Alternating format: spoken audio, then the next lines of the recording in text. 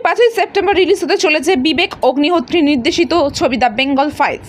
সেই দিন যাতে সল্টলেকের মানুষ এই সিনেমাটি দেখতে পান তার জন্য বিধাননগর সাংস্কৃতিক মঞ্চের পক্ষ থেকে সিটি সেন্টারে অবস্থিত আইনক্স সিনেমা হলের কর্তৃপক্ষের কাছে ডেপুটেশন জমা দিল। তারা অন্তত একটি স্লটে দ্য বেঙ্গল ফাইলস দেখানোর তার ব্যবস্থা করা হোক, এই দাবি নিয়ে ডেপুটেশন জমা দেন বিধাননগর সাংস্কৃতিক মঞ্চের সদস্যরা।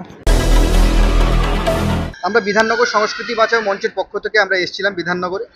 এখানে সল্টলেকে যে সিটি সেন্টারে আইনক্স আছে, এটা অনেক পুরনো হল।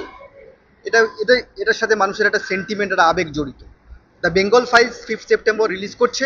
সেইটা নিয়ে আপনারা দেখেছেন যে কিছুদিন আগে একটা বাদবিতণ্ডা হয়, তার প্রমোশন ছিল, সেখানেও একটা বাদবিতণ্ডা হয়, পুলিশই এটা আটকে দেওয়ার ব্যবস্থা হয়।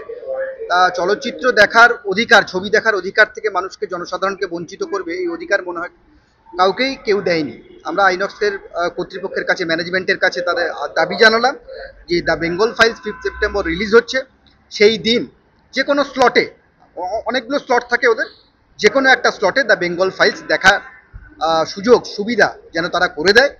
বিধাননগর সংস্কৃতি বাঁচাও মঞ্চের পক্ষ থেকে আমরা তাদেরকে আবেদন করলাম এবং অনুরোধ জানালাম। তারা আশ্বাস দিল, চিঠিটা দেখলো, পড়লো। তারা বললো যে এটা টোটালি কন্ট্রোল হয় গুড়গাঁও থেকে, ওদের যে মেন অফিস, সেখানকার মেল অ্যাড্রেস দিয়েছে।